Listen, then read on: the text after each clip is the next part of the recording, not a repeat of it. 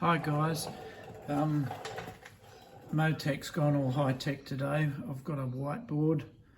I thought I'd make a little video on irrigation systems.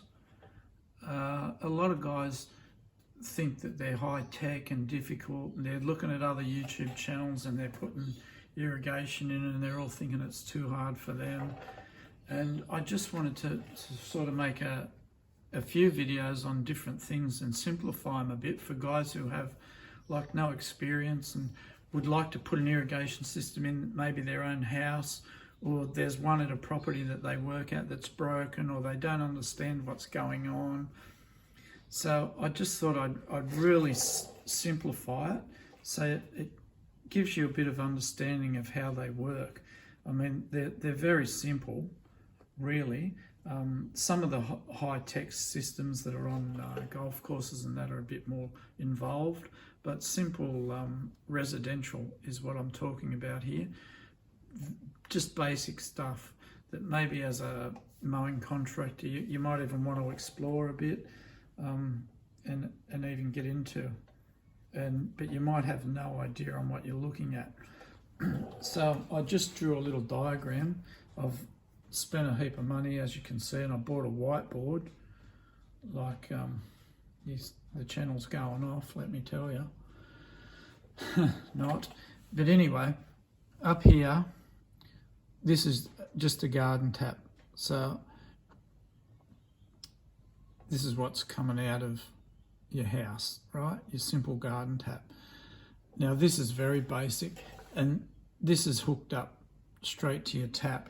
What really should happen is behind your tap here, this is the way to really do it, and I didn't draw it in, I'm sorry, is you put a T-piece so you can still use your tap, and this here is actually connected here, so I'm sorry, I've made a mistake. That's a T-piece. Okay, so you can still use your garden tap without interfering with that. That's the best way to do it. So that's a mistake. So to install that T-piece, you don't need it to get a plumber even. You turn the water off, take your tap off, you buy the T-piece, screw it on to where your tap's screwed in, and then screw your tap back in here. Use a bit of thread tape, same down here, a bit of thread tape. And this is usually white PVC, this piping that you use for this part. So that size would be 20 or 25 mil. I've done them with 20 mil and I've done them with 25 mil. 25 mils when you got more pressure. If your pressure's a bit lower, I like to use the 20 mil. And if you're not running many sprinklers in your yard, 20 mil's fine. So all right, you come out of here. This here is just one of those turn valves that you can turn the whole system off, right? So if you've got a leak here or a problem, you can just switch it off there without going back to your mains and turning them off, right? So that's, if you can understand, that's if you turn that on and you've got it hooked up, water will come out of here. Right, so in New South Wales, I know, and I think it's probably the same for everywhere in Australia, this is a backflow prevention valve, and you should install that. Even if you're doing it yourself, you really should put one in, otherwise you can get in trouble. And what that stops is if there's ever a back surge of water through, it won't go back into the drinking water. And that's a requirement, I know, in New South Wales, and it should be everywhere, and I think it probably is everywhere in Australia. But I'm in New South Wales, so I know that is a requirement here. Right, so out of that you come down now into the ground. Right, some places you can't get into the ground, it's concrete or whatever, you might have to cut concrete, or you might be able to get around it another way and saddle the piping to the fence or something, but you have to get into the ground somewhere along the line. And once you're in the ground, is I like to put my manifold in, my valve manifold. What's a valve manifold? Well, you've seen and heard people talk about solenoid valves. Well, a solenoid valve is just an electronically controlled tap. You'll see them in hardware stores, and there's two wires coming out of the top, and there's usually a little tap there, and they're usually 25mm threads in each end. So what happens here, this is a lawn here that I've drawn up, right?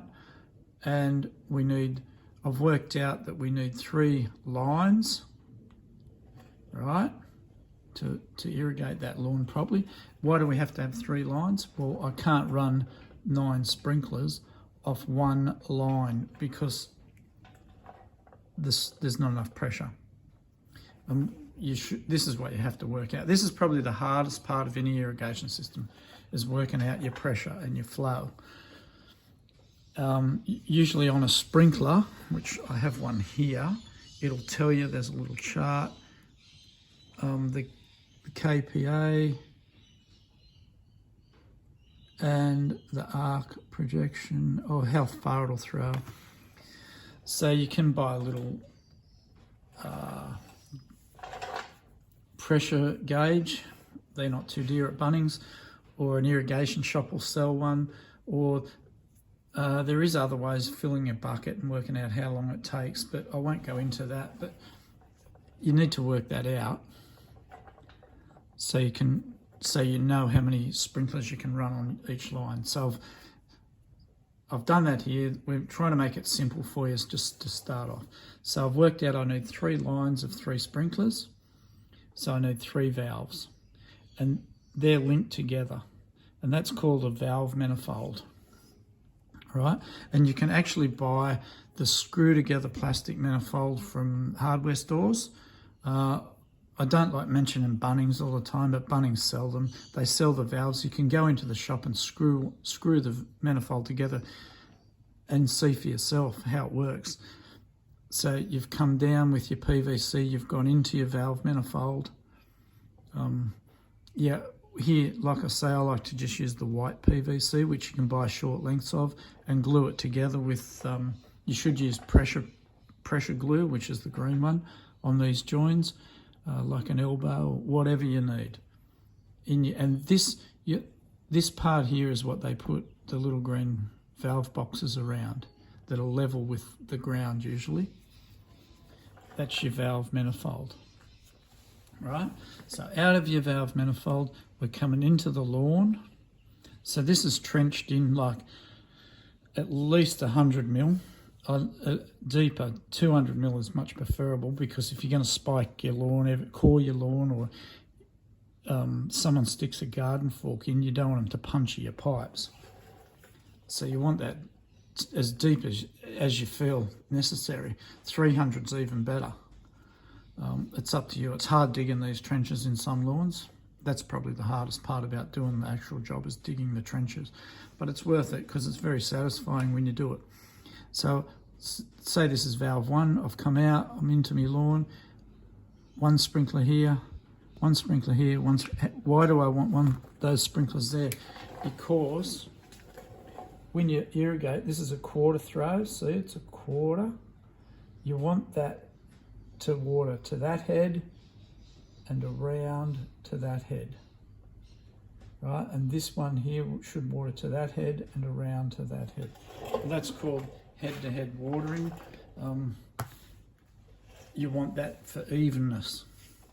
You don't want to be missing. You don't want this to throw to here from there. It's not enough, and that one to throw to there, because you'll end up missing spots, and then you'll have dry spots in your lawn. So if you're going to do this, you want to do it properly. So this sprinkler would be a quarter throw, that would be a half, and that would be a quarter. Then this one would be a half, that one will be a full circle, and that one will be a half. See, this one would want to water to there, to the middle, and this one should water out to there. Right? Now they're just, when you install lawn irrigation, you want to put it on 19mm poly pipe, which is the bigger black pipe that you see in hardware stores, and just the, you know, the simple black fittings. So here you'd have an elbow. You'd come down here, which would be a corner piece with a thread on the top to screw your sprinkler on. There would be a threaded T, and that would be a threaded elbow. It stops there, this line. If you can understand that, and all your fittings you want to put the ratchet clamps on. Make sure you do that, or they'll blow apart. And if you wanted to spend a bit more and do it even better, each sprinkler you'd put on what they call a swing arm, which is an arm that moves up and down and side to side, so that if your sprinkler gets out of alignment, it's easy to straighten up. If you know what I mean, like golf courses and that do that. All their sprinklers will be on swing arms. Most residential ones, they don't worry about it. But it's a good idea, but it adds more expense to the project. Right, so if you can understand that. Now we'll just go back to the solenoid valve. I've tried to draw one here. As you can see, I'm a good drawer. But here we've got, if you look at a valve in the shop, it'll have two wires coming out of it. You know, some people are very daunted. Oh, it involves wires. Well, and that's too hard for me because I don't know how to wire things up. Well, it's as simple as anything, really. So we've got 3 valves, so there's 2 wires coming out of each valve. And they're the same colour. They're usually black or red. And they're usually the same colours. There's not, you know, a red and a black usually. So how do you work it out? Well, you get what's called valve wire. You can even use trailer wire, you know, that from Super Cheap that you rig your trailer up with, 5-core, 7-core trailer wire. So how do you work these wires out? Well, what happens, that's one valve. Say you've got another valve here. Right, that's another valve with 2 wires. It's a terrible drawing, sorry. So you get 1 wire from each valve connects to, right? So your control wires are coming in. So you get 1 wire from there, and 1 wire from here, and it connects to your common wire. If you can understand that, I know it's shocking drawing. So you have 1 common wire. So if you've got 10 valves in your valve box, 1 wire from each valve they're all connected together, and that's called the common. And that goes back to the common connection on your controller.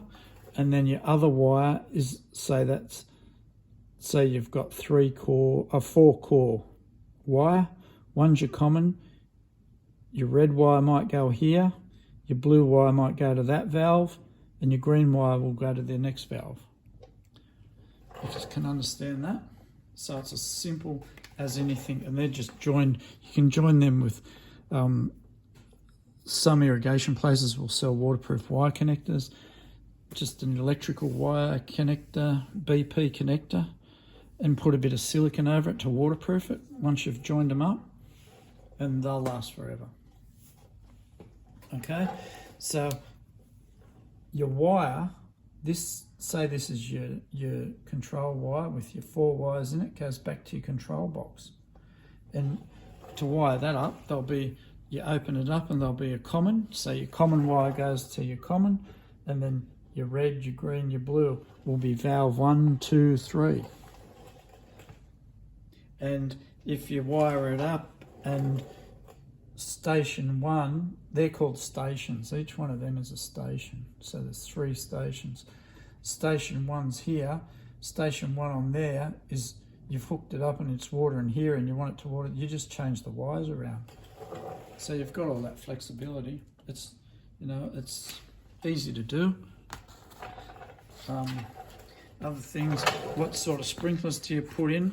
Well, these sorts of, they call them pro sprays, I think. They're fine. you can buy the separate nozzles, the fan nozzles. The fan nozzles will spray like that, you know, the sprinkler will be here and they'll like that. Or these Hunter rotators, which are the most popular thing at the moment. There's another one, and they come with different, they'll throw different sizes, if you know what I mean. They throw from here to here, and it'll be written on the packet how far. You can adjust them with that little screw in the middle there. These are really good sprays. They're the ones that sort of are a thin line, that they look really nice when they're on. I'm sorry, I'm a terrible drawer, but they're good. And you can change them if you buy the cheap. These are dear. If you buy just the normal pro sprays and put them in, and then down the track you want to change, they just screw in. I'll try and, if I can make this, screw that one out. See, they just screw in there. That's a filter, that white thing. Screw back in. What sort of sprays should you buy? Well, they're all pretty much of a muchness. The difference will be the height. Can you see? This one is called 50 mil. This one's 100 mil. What does that mean? Well, it's how far that pop-up pops up. This one, and I like to use 100 mil at least. I find 50 is down here, and if your lawn's a little bit uneven, it mightn't spray over a bump, you know. So you want that to pop up so it gives you good clearance, if you know what I mean. But it is simple. And I just thought I'd make this so you aren't daunted, because you see people and they talk about solenoid valves and controllers, and this is just very simple and basic, you know. Even if you wanted to put your sprinklers in and come back here and do away with your electronic stuff and go into like a tap timer, and you can buy these three-way things at the hardware store and just plug them straight in and control it manually. You know, if you only needed one station, you could do it with a tap timer, which would make it cheaper. But a fully automatic system like this is fantastic, especially if you're going on holidays. You can have it set. You can even put rain gauges on, which if it rains, the system won't come on, so it's not wasting water.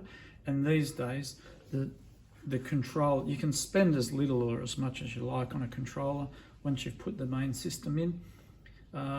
Hunter controllers these days are incredible, and they can hook to the internet, and you know, you don't need a rain gauge. They'll tell you if it's raining there through the internet, and you can have it set so the system won't even come on. You control them with your phone these days, so you can be on holidays and think, oh, I'm going to turn that system off. Or you might have been talking to your friend on the phone and they're telling you it's a heat wave down here, and you think at home, so you think, oh, well, I need to put the sprinklers on a bit more. You can do it on your phone. It's really incredible. But it all starts with this and them valves. But yeah, it's very simple. And anyway, I hope that helps you a little bit. I mean, you don't be daunted by irrigation. I just hope that helps you understand how it works a little bit easier, because valves and it's not that complicated. Just think of it as the valve is just an electronically controlled tap, which turns on when the control box tells it to. So it'll turn on, say, for 5 minutes, turn off. Then valve 2 will turn on for 5 minutes and turn off. You can even set it that valve 1 turns on for 2 minutes, valve 2 turns on for 3 minutes, valve 3 turns on for 6 minutes. It's very flexible. So you might have a shady part of your lawn which wouldn't need as much water. You might have a very sunny area which needs more water. So yeah, anyway, I hope that helps, guys. I'm going to make a few more videos, I thought, simplifying things like on fertilizers and sprays and understanding that sort of stuff a bit, because I know there's greenkeepers and that, which I'm a greenkeeper too, but some guys make it a bit sound like it's high-tech stuff, and I just want to try and simplify these things for guys that are starting out and guys that are interested, or someone that wants to do their own irrigation system on their own backyard. Anyway, guys, I'll talk to you in the next one. Bye for now.